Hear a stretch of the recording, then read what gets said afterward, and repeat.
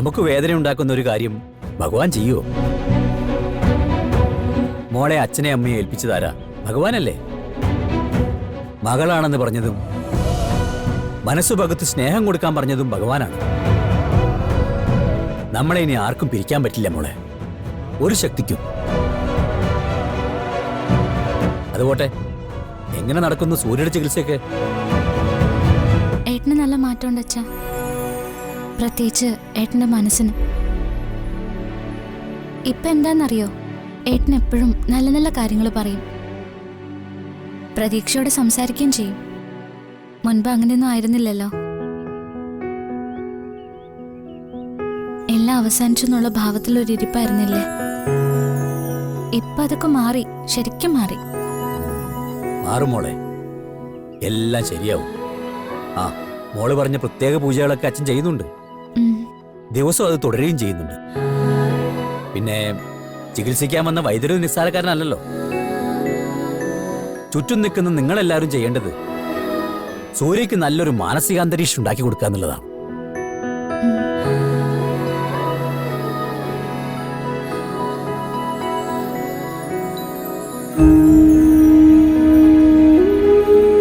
ഏട്ടന് സുഖമായി കഴിഞ്ഞാല് ഞാൻ പെട്ടെന്ന് തിരിച്ചു വരും കേട്ടോ.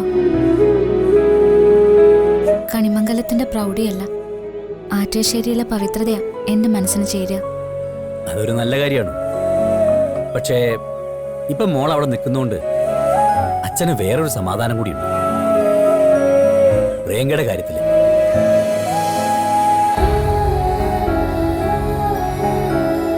കഴിഞ്ഞ കുറെ നാളുകളായിട്ട് അവൾ ഒരു പരാതിയും പറഞ്ഞിട്ടില്ല.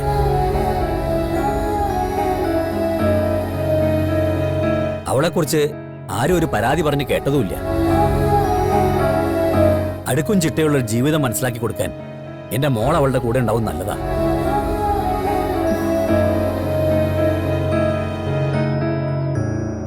അതുകൊണ്ട് സൂര്യയുടെ ചികിത്സ കഴിഞ്ഞാലും പ്രിയങ്ക നേരെയായെന്ന് തോന്നുന്നവരെ മോള് കണിമംഗലത്ത് നിൽക്കണം എന്നാണ് എന്റെ അഭിപ്രായം. അയ്യോ, അതെങ്ങനെയാ ശരിയാവുക? ആദ്യം ഈ പറഞ്ഞ് നടക്കട്ടെ യശോദേ, എന്നിട്ട് ബാക്കിയുള്ളത് നമുക്ക് ആലോചിക്കാം. അച്ഛാ, ഞാൻ ഭഗവാൻ ചാർത്താൻ മാല കെട്ടിക്കൊണ്ട് വരട്ടെ? കുറെ നാളായില്ലേ ചെയ്തിട്ട്? ഓ, ചെയ്തോളൂ. ഈ ഭക്തയുടെ ഹാരം കിട്ടായിട്ട് ഭഗവാനും പരാതി ഉണ്ടാവും.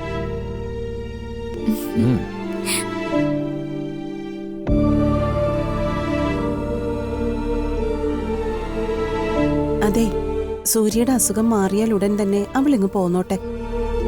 പിന്നെ അവിടെ നിൽക്കാൻ നിർബന്ധിക്കണ്ട. രാധിക മോൾ അവിടെ നിൽക്കുന്നതുകൊണ്ട് വേറെ എന്തെങ്കിലും പ്രശ്നം താൻ കാണുന്നുണ്ടോ?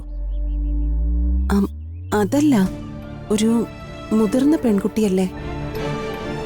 എന്താണ്, മറ്റുള്ള അച്ഛനമ്മമാരെ മക്കളെ വിശ്വസിക്കുന്ന പോലെ അല്ലല്ലോ. എന്റെയും തന്റെയും വിശ്വാസത്തിന്റെ താക്കോലല്ലേ അവള്.